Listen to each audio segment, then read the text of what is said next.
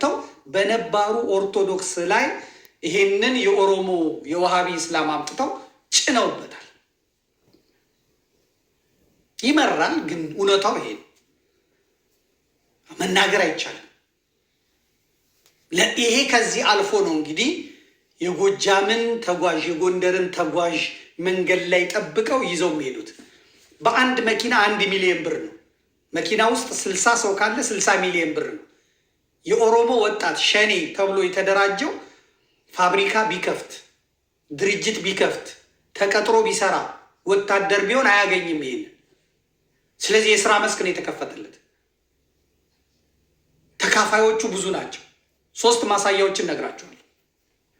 አንድ ቤተሰቡ ይያዝበታል። ኩዩ ከተማ ኑ ተባሉ። መጡ። 3 ሚሊዮን ብር ነው ይዛችሁ ነው የተባሉት። 3 ሚሊዮን ብር በአራጣም በቁብም በድርም ሰብስበው ይዘው ሄዱ። ልክ እንደደረሱ የተቀበላቸው ትራፊክ ነው የተቀበላቸው። ሆቴል ነው ያስገቧቸው። ሆቴል አስገባቸው። በማዳበሪያ ጭኖ የመጡትን ብር ይዘው መጡ። ያ የተያዘባቸው ሰው እውቀት ያለው በጣም ቤተሰብ የሚወደው ምን ያለ ሰው። ስለዚህ ያስገቡት። ሆቴል ውስጥ ገቡ። የተለየ ክፍል ተሰጣቸው። ለሹፌሮች ለምናምን የተለየ ክፍል እንደሚሰጠው ለነዚህም ለመጡ ሰዎች የተለየ ክፍል ተሰጣቸው። ትራፊኩ ተመለሰ። የሆቴሉ ባለቤት መጣ። ኩዩ ላይ የሆቴሉ ባለቤት መጣ። አናገራቸው። መጣችሁ? በቃ አስተናጋጆቹን ጠራና የምትፈልጉትን ብሉ፣ የምትፈልጉትን ጠጡ፣ የምትፈልጉትን እንትን በሉ። ይሄ በሰዎቹ አማካኝነት የታዘዘ ነው። እንዴት ነው አሁን የሚበሉት? ሰውየው ይኑራ ያውቁ ምን አያውቁ አንበላም እኛ። እንዴት አይነት ሞራል ነው? አሁን የምንፈልገው ይሄው ይዘን መተናል። ቁጠሩና ተረከቡን፣ የእኛን ሰው አስረክቡን። እንደዛም አይቻልም። እምቢ ካላችሁ ነገሩ ይከራል። እንዴት አንበላም? እንዴት ይበላልናል? 1 ቀን ያልበላለ 2 ቀን ያልበላለ ምንም። በቃ የምንፈልገው እኛ የቤተሰብ ምሰሶ ዋልታ ነው። እባካችሁ ይኸው 3 ሚሊዮን ብሩ ይኸው አሉ። ከዛ በኋላ ይሄ የሆቴሉ ባለቤት መጥቶ በቃ በልተዋል እላለሁ፣ ጠጥተዋል እላለሁ፣ እኔን እንትን እንዳትሉኝ እሺ ይቆጠር ተባለና ሲወጣ በቃ እኔ አምናችኋለሁ፣ ስለዚህ በቃ እንዳለ ሰሩት። እሺ የታለ? ቆይ ይደወል ተባለ። ተደወለ።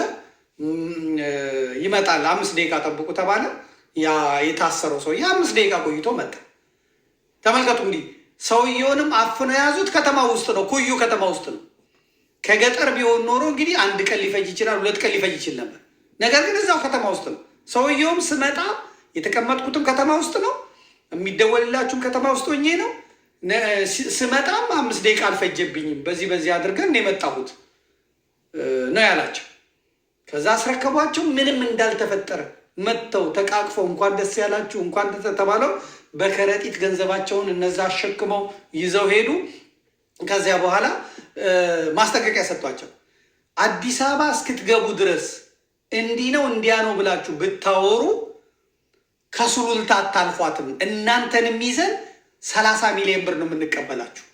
ነገር ግን አዲስ አበባ ከገባችሁ በኋላ ስትፈልጉ ለቪኦኤ፣ ስትፈልጉ ለዶቼ ቬሌ፣ ስትፈልጉ ለፌዴራል፣ ስትፈልጉ ለምናምን ንገሩ፣ አያገባል።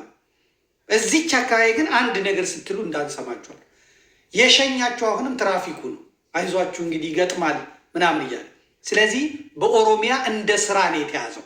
ፖሊሱ ስራው ነው፣ ትራፊኩ ስራው ነው። በዚህ ኑሮ በከበደበት ወቅት ዘርፈ ብላ ነው የተባለው። የሚዘርፉት ደግሞ ተነግሯቸዋል። ኦርቶዶክስ፣ አማራ ሲሆን እስላምም ምንም። ኦርቶዶክስ ግን ኦሮሞ የፈለገ ቢሆን እንዲበላ ነው የተደረገው። ይሄን አውቃለሁ። ይሄ ብቻ አይደለም። እኔ አሁን የባንክ አካውንቶች አሉኝ። በዚህ ባንክ አካውንት ሲንቄ ባንክ አካውንት፣ ኦሮሚያ ባንክ፣ የኢትዮጵያ ንግድ ባንክ፣ ውጋገን ባንክ አስገባ ነው የሚባለው 2 ሚሊዮን 3 ሚሊዮን ብር። አንዱን ስልጤ ያደረጉትን ትገረማላችሁ። ቦምብ ተራ ሄዱ፣ ስልጤውን ያዙት። አይደለም ቦምብ ተራ ነው የሚሰራው ሰውየው። ከዛ ደወሉለት። ጉምሩክ ነው ቃሊቲ፣ ቢሮ ቁጥር እንደዚህ፣ እቃህን መጥቶልሃል ናና ውሰድ አሉት። መቼ? ነገ በዚህ ሰዓት። እሺ አለና ተነስቶ ሰውየው ሄደ። ብቻህን ነው የምትመጣው ነው ያሉት። እሺ አለ። ሄደ። ያዙት፣ አስገቡት። ፌዴራል ፖሊሶች የኦሮሚያ ፖሊስ የለበሱ ናቸው አለ። የፌዴራል ፖሊስ እንትን ያለበሱ ናቸው አለ። ቢሮ ድረስ መጡ። ይዘውኝ ወጡ አለ። አወካከባቸው ራሱ በቃ እዛ የሚመለከተው ሰው ወንጀለኛ የተያዘ ነው ይመስል። እዛ ይዘውት ሄዱ። አንድ ቤት ውስጥ አስገቡኝ አለ ስልጤው።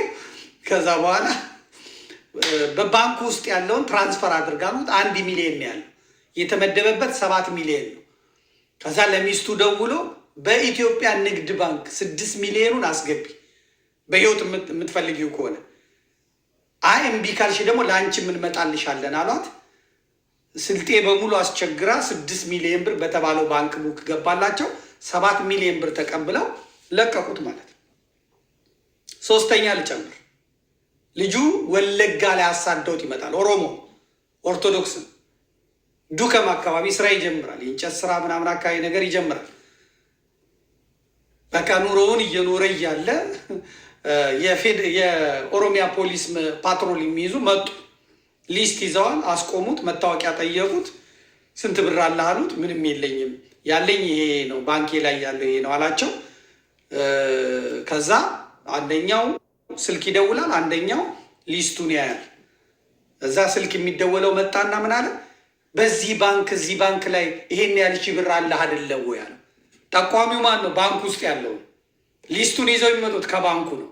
ኖ ኖ ኖ እሱ የስራ ነው፣ ይኸው ላሳያችሁ፣ ቀብዱን የሰጠኝ አቶ ከሌ ነው፣ ይሄን እንድሰራላቸው ነው የሰጠኝ፣ እባካችሁን ተውኝ፣ የእኔን ግን ውሰዱት፣ ያው ባንኬ ውስጥ ያለው ይሄ ነው፣ ሌላም ቦታ አሁንም ደውላችሁ ጠይቁ፣ ውሰዱት። አይቻልም፣ እሱንም አምጣ። ከዛ ምን ሆናለሁ ወይ ለሰውየው ልመልስለት እና ከሰውየው ውሰዱ። አይቻልም፣ ይሄን ነው የምታመጣው። ሁለት አማራጭ እንሰጣለን። አዋሽ 40 ወስደን እናበሰብሳለን ወይስ ብሩን ታመጣለህ? ምን ይግባ? ሚስቱ አራስ ናት፣ ልጅ አለው፣ ከወለጋ ተሰዶ ነው የመጣው።